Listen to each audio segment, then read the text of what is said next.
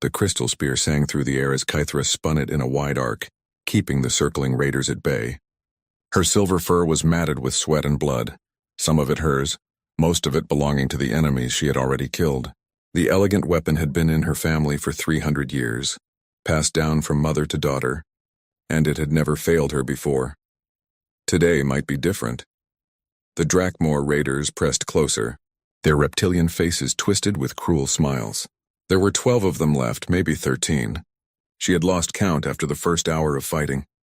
They moved like hunting pack animals, testing her defenses, looking for any sign of weakness. Behind her, the old temple ruins provided shelter for the last survivors of her village. 37 Villani, mostly younglings and elders, huddled in the ancient stone chambers. They were counting on her to keep the raiders away. She could hear their frightened whispers echoing off the temple walls. The Drakmor chieftain stepped forward. He was twice her size, covered in dark scales that looked like natural armor. His warhammer dripped with the blood of her fallen comrades. When he smiled, rows of sharp teeth gleamed in the afternoon sun.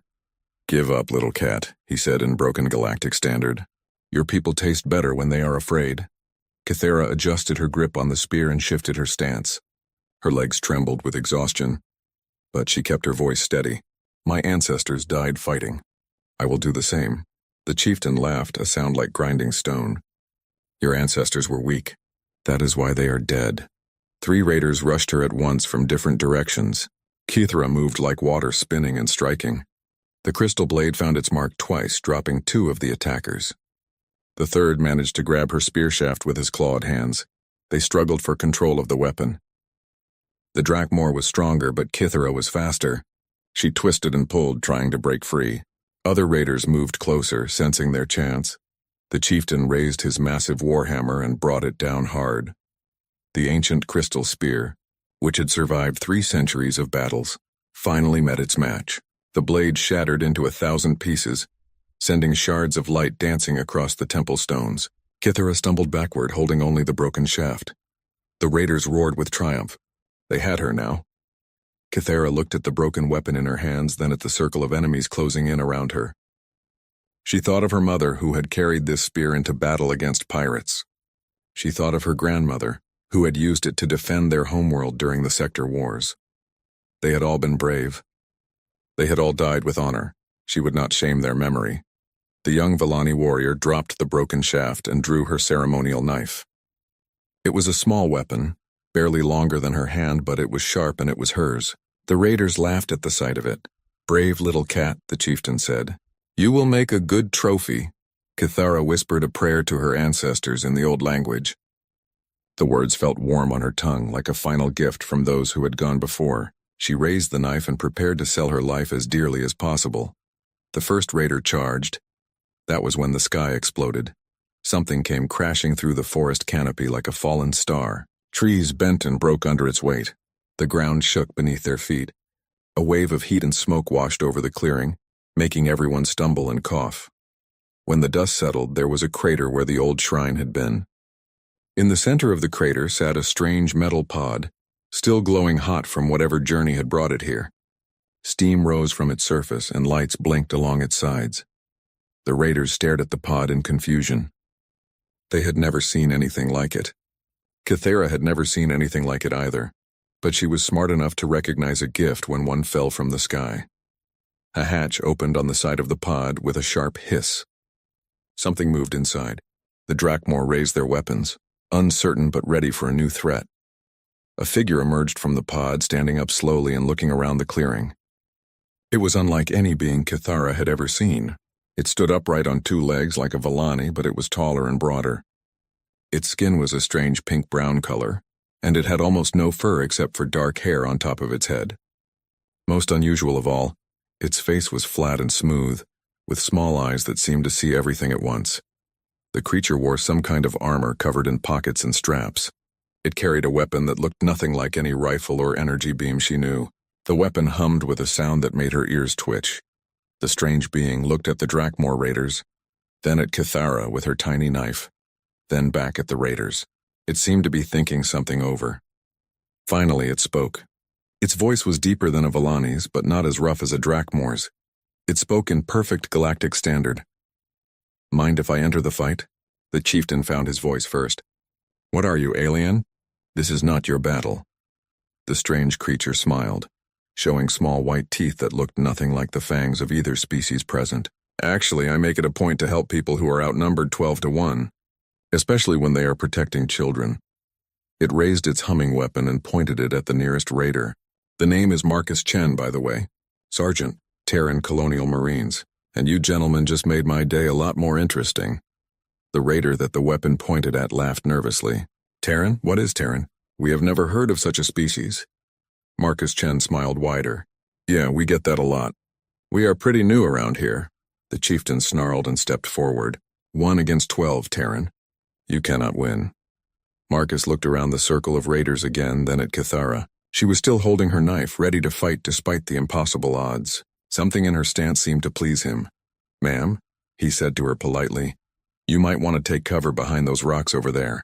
This is going to get a bit loud. Then he looked back at the chieftain and his smile disappeared completely. When he spoke again, his voice was cold as winter space. 12 against 1? You know what? I like those odds just fine. The first raider charged, screaming a battle cry.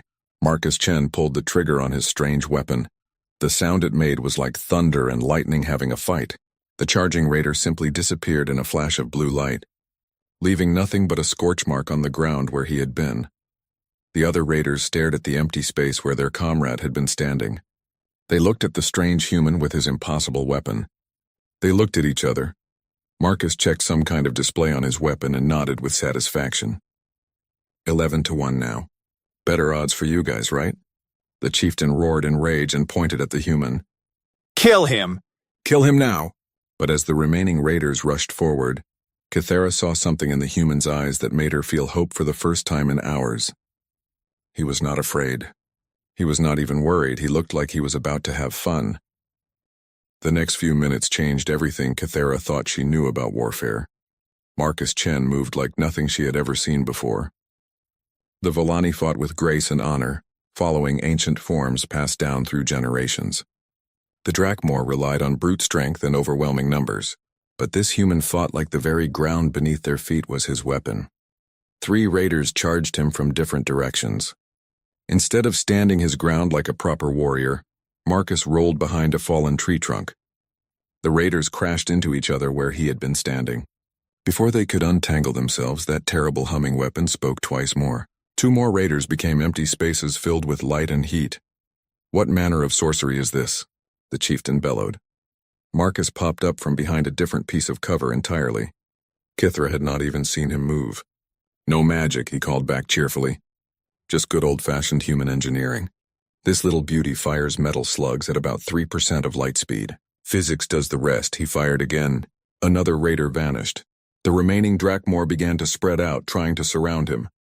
But every time they thought they had him cornered, Marcus was somewhere else. He used the temple ruins like they were part of his own body, disappearing behind walls and emerging from unexpected angles. Kithara pressed herself against the stone wall and watched in fascination. The human never stayed in one place for more than a few seconds.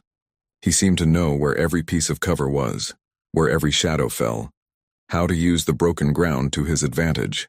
It was like watching a master hunter who had studied this battlefield for years, instead of someone who had arrived here minutes ago. A raider tried to flank him by climbing onto the temple roof. Marcus looked up, smiled, and did something to his weapon. Instead of the focused beam that had disintegrated the others, it fired a burst of smaller projectiles. The raider fell from the roof with a thud and did not get up. Multiple firing modes, Marcus explained to no one in particular. Really useful feature. The chieftain was getting desperate. He gestured to his remaining warriors and shouted orders in the Drakmor language. They stopped trying to surround the human and instead charged him all at once, hoping to overwhelm him with a direct assault. Marcus saw them coming and did something that made Kithara's ears flatten against her head in disbelief. He stood up in plain sight and walked toward them. The raiders roared with triumph, thinking they finally had him. But as they closed the distance, Marcus threw something small and round at the ground between them. He covered his eyes with one arm and kept walking. The explosion was not large, but it was blindingly bright. The raiders stumbled around, clawing at their eyes and crying out in pain. Marcus walked through their confused ranks like he was strolling through a garden. his weapon speaking quietly 4 more times. When the light faded and the smoke cleared, only the chieftain remained. The big Drakmor stood alone among the bodies of his warriors, his warhammer clutched in shaking hands. His yellow eyes darted around the clearing, looking for threats that might come from any direction. Marcus reloaded his weapon with practiced movements. "Just you and me now, big guy. Want to surrender? I promise you will be treated according to the galactic conventions on prisoners of war." The chieftain spat on the ground. "Drakmor do not surrender to inferior species." "Inferior?" Marcus looked genuinely curious. "What makes you think we are inferior?" "You have no claws, no fangs, no natural armor," the chieftain said. "Your technology is primitive. Your species is unknown. You are weak." Marcus nodded thoughtfully. "You know, people keep telling us that. You are probably the 15th species to call humans weak this year." He smiled that cold smile again. "Funny thing about being weak, though. It makes you really good at finding creative solutions to problems." The chieftain charged with a roar that shook the temple walls. Marcus waited until the last possible second, then stepped aside like a dancer. The chieftain's massive warhammer smashed into the stone where the human had been standing, sending chips of rock flying everywhere. Before the Drakmor could recover his balance, Marcus grabbed something from his belt. It looked like a small metal tube. He pressed it against the chieftain's neck and squeezed. Electricity arced through the air. The chieftain convulsed once and collapsed like a felled tree. Marcus stood over the unconscious raider, breathing hard but unhurt. He checked his weapon again, then looked around the clearing to make sure there were no more threats. That was when Kythera realized she was still holding her knife. She looked down at the tiny blade, then at the human who had just defeated 12 armed raiders without taking a single wound. The knife felt foolish in her hands now. Marcus noticed her staring and misunderstood her expression. "Hey, that was some serious courage you showed there," he said. "Going up against 12 of these guys with just a knife? That takes guts." Kythera lowered the weapon. "I was going to die." "Maybe," Marcus admitted. "But you were going to die fighting. That counts for something." He gestured toward the temple ruins. "Are there people in there who need help?" She nodded. 37 survivors. Mostly young ones and elders. "Injured?" "Some. We have been hiding here for 2 days since they attacked our village." Marcus shouldered his weapon and pulled out a small device that flickered with lights. "This is Chen to Wanderer." "Come in, Wanderer." A voice crackled from the device, speaking in the same strange accent as Marcus. "Chen, this is Wanderer. We have been tracking your descent." "Are you intact?" "Intact and operational, Captain. I have 37 refugees here who need medical attention and evacuation. Requesting immediate pickup. Copy that. We are inbound to your location. ETA 15 minutes. Marcus put the device away and looked at Kythera. "My ship is coming. We can get your people to safety." "Why?" she asked. The question came out sharper than she intended. "Why would you help us?" "You do not know us. We are not your people." Marcus tilted his head like he was considering the question. "Where I come from, we have a saying. Evil wins when good people do nothing." He gestured at the bodies of the raiders scattered around the clearing. "These guys were definitely evil. You were definitely good people." The math was pretty simple. Kythera stared at him. In all her years as a warrior, she had never heard anyone describe a battle in terms of good and evil. Honor and dishonor, yes. Victory and defeat, certainly. But good and evil? "What kind of species are you?" she asked. Marcus laughed, and for the first time since he had emerged from his pod, he sounded young. "Honestly, we are still trying to figure that out ourselves. We have only been traveling between stars for about 70 years. Most of the galaxy thinks we are barbarians. Are you?" He considered this seriously. "Depends on who you ask, I guess. We fight when we have to. We protect people who cannot protect themselves. We do not give up even when the odds are bad." He smiled. "Some folks find that barbaric." A sound like distant thunder rumbled overhead. Kythera looked up to see a sleek ship descending through the clouds. It was smaller than the massive Drakmor warships she had seen, but it moved with a grace that spoke of advanced technology. "That is us," Marcus said. He picked up the unconscious chieftain and slung him over his shoulder like a sack of grain. "We will need to take this one for questioning. Intelligence says the Drakmor have been getting more aggressive lately. Command wants to know why." As the ship settled in the clearing with barely a whisper of sound, Kithara felt something she had not experienced in days. Hope. But she also felt curiosity. This human and his people were clearly more than they appeared to be. The question was, what did they want in return for their help? She was about to find out. The human ship was nothing like what Kithara had expected. From the outside it looked sleek and military, all smooth lines and gleaming metal. But once Marcus led her and the other survivors aboard, she found herself in a space that felt more like a home than a warship. The corridors were wide and well lit, with soft carpeting underfoot. The walls displayed images of blue skies and green forests that seemed to move gently in an unfelt breeze. "Medical bay is this way," Marcus said, leading a group of injured Villani down a corridor lined with pictures of strange animals. "Doc Williams will take good care of you." The medical bay itself was spotlessly clean and filled with equipment Kithara did not recognize. A human female in a white coat looked up as they entered. She was shorter than Marcus, with graying hair pulled back in a practical style, but her hands moved with the sure confidence of someone who had been healing people for many years. "What do we have, Sergeant?" she asked, already moving toward the most seriously injured survivor. 12 Drakmor raiders hit their village," Marcus replied. "These folks have been hiding in ruins for 2 days. Dehydration, some cuts and bruises, couple of broken bones. Nothing too serious, but they have been through hell." The doctor was already examining an elderly Villani male whose arm hung at an odd angle. "I see. Well, we will have them fixed up in no time." She looked at Kithara. "Are you injured, dear?" Kithara shook her head. The doctor's manner was gentle but professional, reminding her of the healers back home. It was hard to believe this woman belonged to the same species as the deadly warrior who had just saved them all. "Good. Sergeant Chen, the captain wants to see you on the bridge when you are finished here." Marcus nodded and turned to Kithara. "Want to come along? Might be interesting." She followed him through more corridors, past rooms filled with humans working at tasks she could not identify. They all looked up as Marcus passed, greeting him with smiles and jokes. Some stared at her with open curiosity, but their stares felt friendly rather than hostile. "How many of you are on this ship?" she asked. 43 crew, Marcus said. "Plus you folks now. We are what humans call a scout ship. Our job is to explore new areas and make contact with other species." "Is that what you were doing when you found us?" "More or less. We were mapping this system when our sensors picked up the energy signatures from the Drakmor ships. Captain decided to investigate." The bridge was smaller than she had expected, with only a handful of humans working at various control stations. The walls here showed images of the space around them, stars and planets hanging in the black void like scattered jewels. A woman turned to greet them as they entered.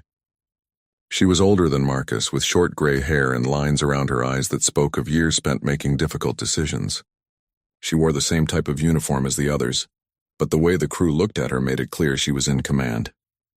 "Sergeant Chen," she said. "Good work down there. Casualty report?"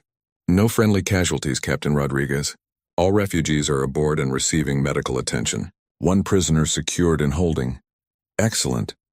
The captain turned to Kithara and extended her hand in what Kithara recognized as a human greeting gesture. "I am Captain Elena Rodriguez, commanding officer of the UES Wanderer. You must be the warrior Sergeant Chen told me about." Kithara clasped the offered hand briefly. "I am Kithara of the 3rd Clan, Villani Defense Force. A pleasure to meet you, Kithara. I understand your village was attacked by Drakmor raiders 2 days ago. They came without warning and killed many of my people. We managed to escape to the old temple, but..." She gestured helplessly. "There were too many of them." Captain Rodriguez nodded grimly. "How many ships did they have?" 3. Small attack vessels, maybe 40 raiders total." The captain exchanged glances with Marcus. "That is a much larger force than usual for Drakmor raids in this sector. They typically operate in groups of 5 or 6. A young human at one of the control stations looked up from his work. "Captain, I am picking up Drakmor communication traffic about 60 light minutes out." "Sounds like fleet movements." Captain Rodriguez moved to look at his display. "Show me." The main screen changed to show a tactical map of the surrounding star systems. Red dots appeared in several locations, each one marking a Drakmor ship or fleet. There were far more dots than Kithara had expected. "Jesus," someone whispered. Marcus stepped closer to the display. "Captain, that looks like a full invasion force." "Agreed. Communications try to raise the Galactic Council, Priority 1 message. Kithra stared at the red dots on the screen. There are so many of them. What do they want? Captain Rodriguez turned to her. What can you tell us about Drakmor expansion patterns? Have they been moving into this sector gradually? Or is this a sudden change? They have been raiding border worlds for the past year, Kithra said. Small attacks, mostly. Nothing like this. The Council said they were just testing our defenses. The Council was wrong, Marcus said flatly. This is not a test. This is the real thing. A communication officer looked up from her station. Captain, I have the Galactic Council on subspace. They are refusing our priority request. Say they will review our report in the next standard meeting cycle. When is that? 3 weeks from now. The bridge fell silent. Kithra felt a chill run down her spine. 3 weeks? But they will reach the homeworld in 5 days. Captain Rodriguez rubbed her forehead like she was fighting a headache.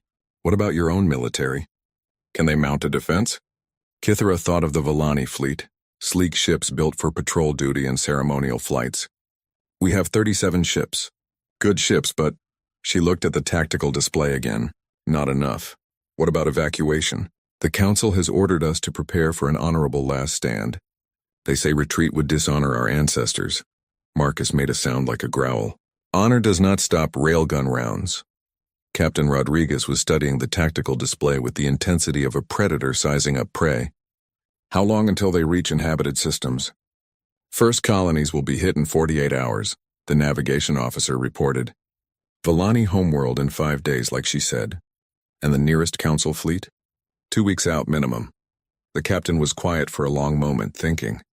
Finally, she turned to her communications officer. Send a message to Colonial Command. Full tactical report, highest priority. Tell them we are requesting immediate deployment of Task Force 7 under Protocol Omega. The communications officer looked surprised. Ma'am, Protocol Omega requires authorization from... I know what it requires, Lieutenant.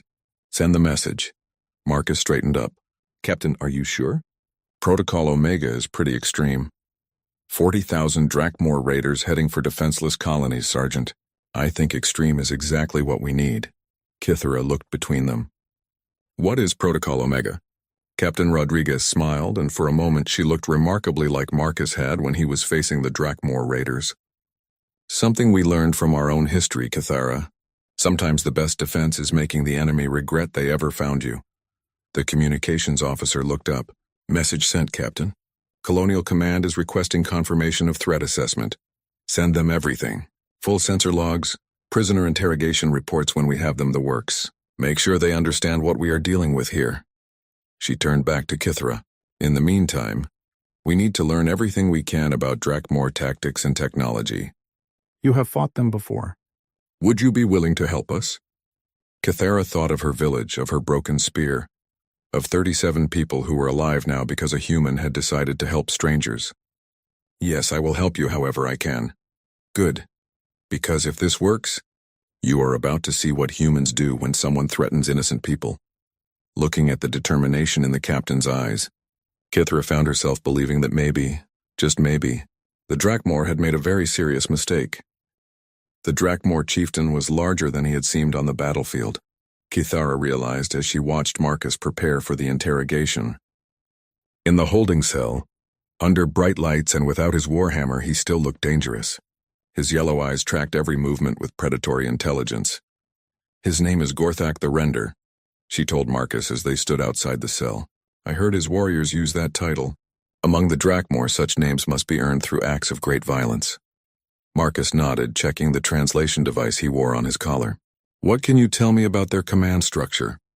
They follow strength above all else. The strongest leads, the weak serve or die. But they are not stupid.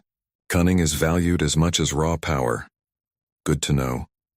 Marcus activated the holding cell's communication system.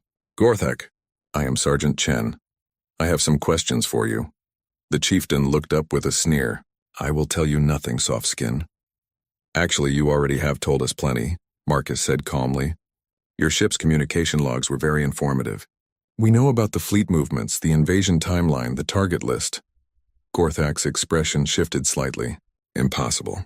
Our encryption codes are about 50 years behind human standards, Marcus finished. We cracked them in 20 minutes. Kithra watched the chieftain's face carefully. She had interrogated prisoners before and she knew the signs. Gorthak was trying to hide his surprise, but Marcus had clearly hit a nerve. Marcus continued in the same conversational tone. What I do not understand is the timing. Why now? The Drakmor have been content with small raids for decades. What changed? You will learn soon enough, Gorthak said. When the Great Fleet arrives, all the soft peoples will kneel or burn. The Great Fleet. That would be the force gathering at the staging point in the Kairos system, right? About 40,000 ships? This time Gorthak could not hide his shock. How do you know about Kairos? Same way we knew about your communication codes. Human intelligence networks are pretty thorough. Marcus leaned against the wall, looking relaxed. What I really want to know is who is giving the orders. This is not a traditional Drakmor expansion. Someone planned this very carefully. Gorthak remained silent, but Kithra could see the war going on behind his eyes. He wanted to boast about his people's strength, but he also knew he was giving away valuable information. Marcus tried a different approach. You know, Gorthak, I have been studying your species. Fascinating culture. Very direct, very honest. When a Drakmor wants something, he takes it. When he faces an enemy, he fights. No deception, no politics, just pure strength against strength. The chieftain straightened slightly, pleased by what he took as a compliment. But this invasion plan, Marcus continued, it has politics written all over it. Coordinated timing, strategic targets, careful resource allocation. That does not sound like traditional Drakmor thinking to me. You know nothing of our ways, Gorthak growled. But there was uncertainty in his voice now. Maybe not, but I know what it looks like when someone else is pulling the strings. Marcus studied the prisoner carefully. Who convinced your leaders to launch this invasion, Gorthak? Because I do not think it was their idea. For a moment the chieftain looked almost vulnerable. Then his expression hardened again. The Empire grows strong. We take what we wish. That is the way of the Drakmor. Marcus sighed and straightened up. All right. Have it your way. He turned toward the door, then paused. Oh, one more thing. You might want to send a message to your fleet. Tell them to stay away from human space. Gorthak laughed harshly. Your species is unknown to us. You have no space worth avoiding. Actually, we have quite a bit of space. 73 colony worlds, 16 major trade routes, and about 300 research stations scattered across this part of the galaxy. Marcus smiled. The thing is, most people do not know about us because we prefer to keep a low profile. But if your people threaten our neighbors, he let the sentence hang in the air. You threaten us? Gorthak demanded. You are one small ship with 40 humans aboard. We are 40,000 ships with millions of warriors. Numbers do not always tell the whole story, Marcus said mildly. Just ask the 12 raiders who attacked the temple. As they left the holding area, Kithara found herself deep in thought. He was frightened at the end, she said. You noticed that too? Marcus looked pleased. Good eye. Yeah, something about the human space comment really spooked him. But why? As he said, you are only one ship. Marcus smiled. Are we? Before she could ask what he meant, Captain Rodriguez's voice echoed through the ship's communication system. All hands to stations. We have incoming priority traffic from Colonial Command. The bridge was buzzing with activity when they arrived. Every station was occupied, and the main screen showed a complex tactical display that made Kithara's head spin. Captain Rodriguez looked up as they entered. Sergeant, perfect timing. Colonial Command just authorized Protocol Omega. Task Force 7 is moving to intercept. How many ships? Marcus asked. Officially, 12 vessels on patrol in this sector.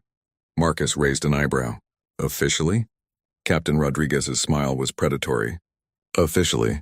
The other 130 ships in the task force are conducting routine training exercises in nearby systems. Pure coincidence that they happen to be armed with the latest experimental weapons and staffed by our most experienced crews. Kithara stared at the tactical display as new symbols began appearing. Human ships, dozens of them, moving with purpose toward the Drakmor fleet positions. 142 ships. But I thought humans were a new species. How do you have so many vessels? We have been building ships longer than we have been traveling between stars, Captain Rodriguez explained. When we finally developed faster than light travel, we had a lot of hulls ready to be converted. Marcus was studying the fleet movements on the screen. What is the plan, Captain? Asymmetric warfare doctrine, full implementation. We hit their supply lines first, then their communication networks, then their command structure. By the time they figure out what is happening, they will be fighting blind and hungry. What about the colonies they are heading for? Evacuation is already underway.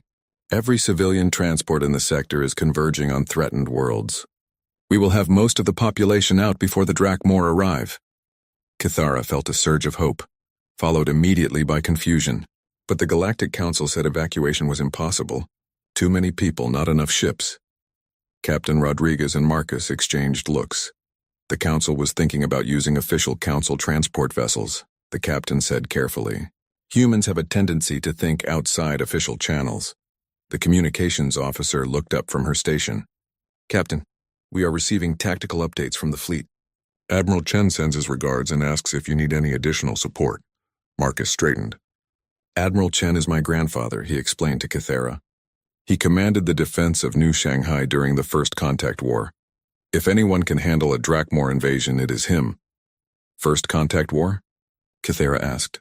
Long story, Marcus said. Let us just say that humanity's introduction to galactic politics was not exactly peaceful. On the main screen, the tactical situation was evolving rapidly. Human ships were moving into position throughout the sector, not to meet the Drakmor in direct battle, but to control key strategic points. Supply depots, communication relays, navigation beacons. They are not going to fight them head-on, Kithara realized. Humans rarely fight fair when lives are at stake, Captain Rodriguez confirmed. We learned a long time ago that the best way to win a war is to make sure the other side cannot fight it properly. As she watched the human fleet deploy, Kithara began to understand that she had seriously underestimated these strange aliens. They were not just warriors or explorers. They were strategists on a scale she had never imagined. The Drakmor invasion force was massive and powerful, but they were about to discover that raw strength meant nothing when your enemy rewrote the rules of engagement. And somehow, Kithara found herself looking forward to seeing what happened next. The war began not with great battles, but with small disasters that struck the Drakmor fleet like invisible lightning. Kithara watched from the bridge of the Wanderer as the tactical display updated in real time. The massive invasion force that had seemed so unstoppable was beginning to show signs of confusion. Supply convoys went missing.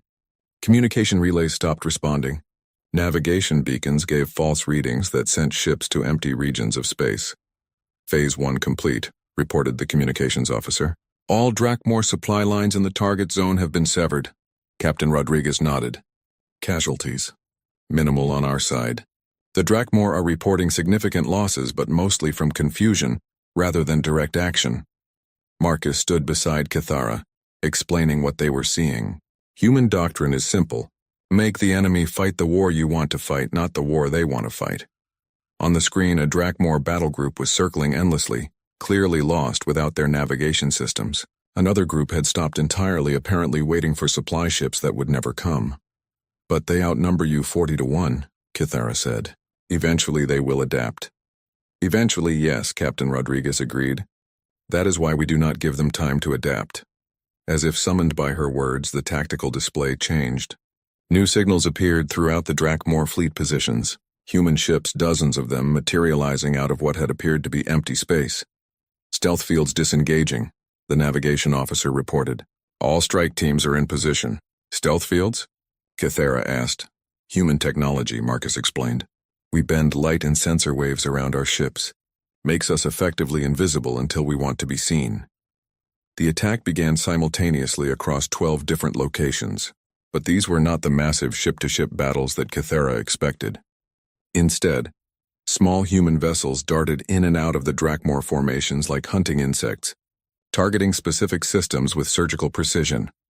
Command ship destroyer in the Alpha Group is reporting total communication failure, the communications officer announced. Beta Group command vessel is requesting immediate assistance. Multiple ships in Gamma Group are reporting navigation system malfunctions. Captain Rodriguez studied the reports with satisfaction. They are not trying to destroy the ships. They are trying to disable them. Why? Kithara asked. Dead ships cannot retreat and warn the rest of the fleet about our capabilities, Marcus explained. Disabled ships can be captured and their crews interrogated. As the hours passed, the pattern became clear. The humans were not fighting a war of conquest or destruction. They were fighting a war of information and control. Every action was designed to gather intelligence while denying it to the enemy. The breakthrough came when a human strike team managed to board and capture a Drakmor command vessel. Within minutes, human computer specialists had cracked the ship's databases and downloaded terabytes of strategic information. "Captain," the communications officer said, his voice tight with excitement, "Admiral Chen is requesting immediate conference.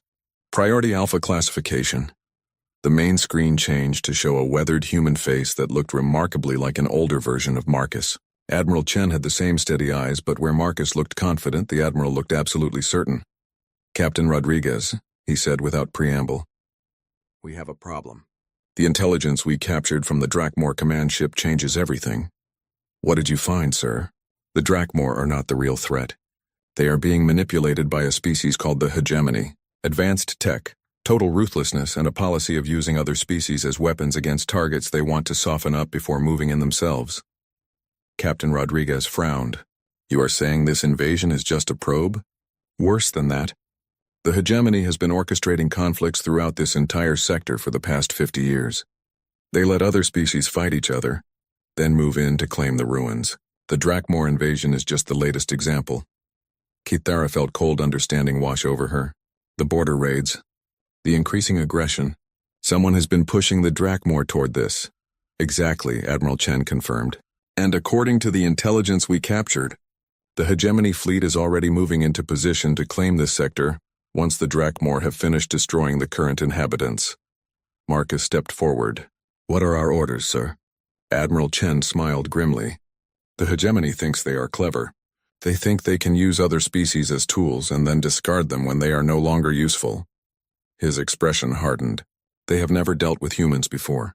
Time to give them an education." The plan that Admiral Chen outlined was ambitious beyond anything Kithara had imagined. The humans would not simply defeat the Drakmor invasion. They would turn it around and use it as a weapon against the hegemony itself. "Phase 2 begins in 6 hours, Admiral Chen announced.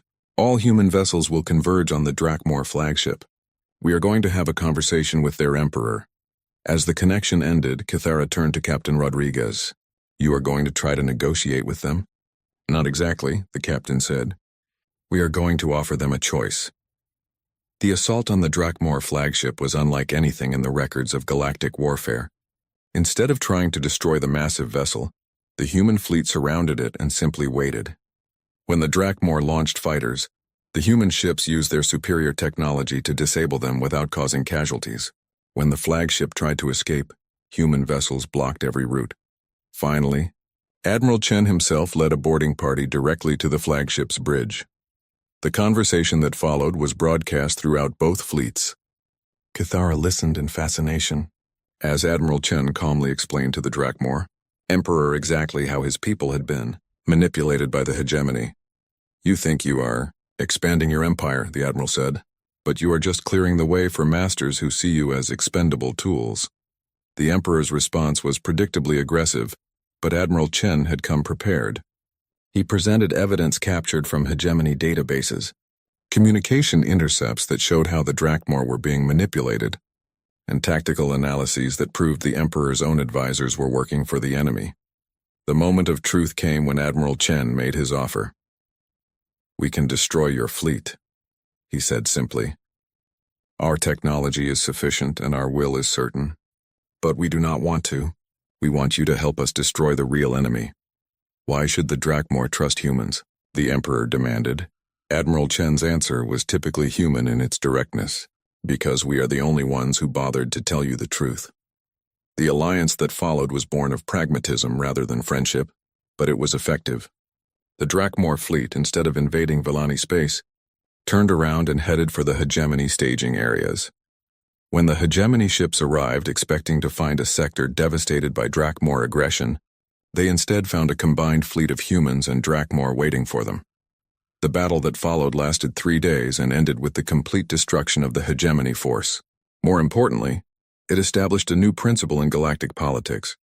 Species that used others as weapons would find themselves facing the combined wrath of their intended victims. Standing on the bridge of the Wanderer as the last hegemony ship surrendered, Kithara reflected on everything that had changed. Her people were safe, The Drakmor had become unlikely allies, and the hegemony's plans lay in ruins.